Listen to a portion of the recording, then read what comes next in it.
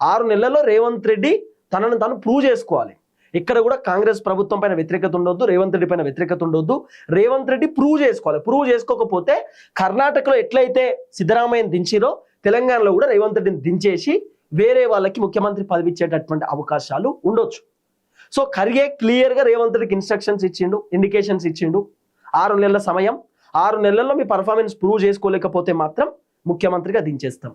ఇది ఖర్గే వర్షన్ అనేది కొంత వినబడుతున్న చర్చ. తర్వాత అన్ని విషయాల గురించి అడిగి తెలుసుకున్నాడట. మంత్రుల పర్ఫార్మెన్స్ ఎట్లుంది, ఎమ్మెల్యేల పర్ఫార్మెన్స్ ఎట్లుంది, ప్రతిపక్షం పరిస్థితి ఏంది, అధికారం ఎట్లా నడుస్తుంది, ఓకేనా, బాగానే ఉందా, ఇవన్నీ కూడా అడిగి తెలుసుకునే కార్యక్రమం చేసింటే కొంతమంది మంత్రులకు సంబంధించిన పంచాయతీల గురించి కూడా ఖర్గే అడిగి తెలుసుకునేటటువంటి కార్యక్రమం చేసిందంటే రేవంత్ రెడ్డికి ఒక రకంగా చెప్పాలంటే ఇండైరెక్ట్ హింట్ ఇచ్చిండు, వార్నింగ్ ఇచ్చిండు.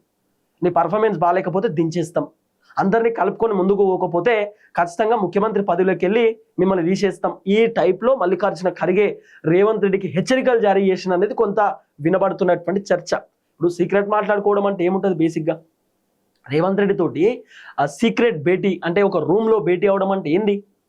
ఖచ్చితంగా రేవంత్ రెడ్డిని క్లాస్ వీకినట్టు మల్లికార్జున ఖర్గే దగ్గర మొత్తం రిపోర్ట్ ఉంటుంది. ఖర్గేకి ఎప్పటికప్పుడు రిపోర్ట్ అందిస్తారు. రాహుల్ గాంధీ దగ్గరికి రిపోర్ట్ పోతుందో పోదో తెలియదు, కానీ మల్లికార్జున ఖర్గేకి అయితే ఎప్పటికప్పుడు రిపోర్ట్ పోతుంది.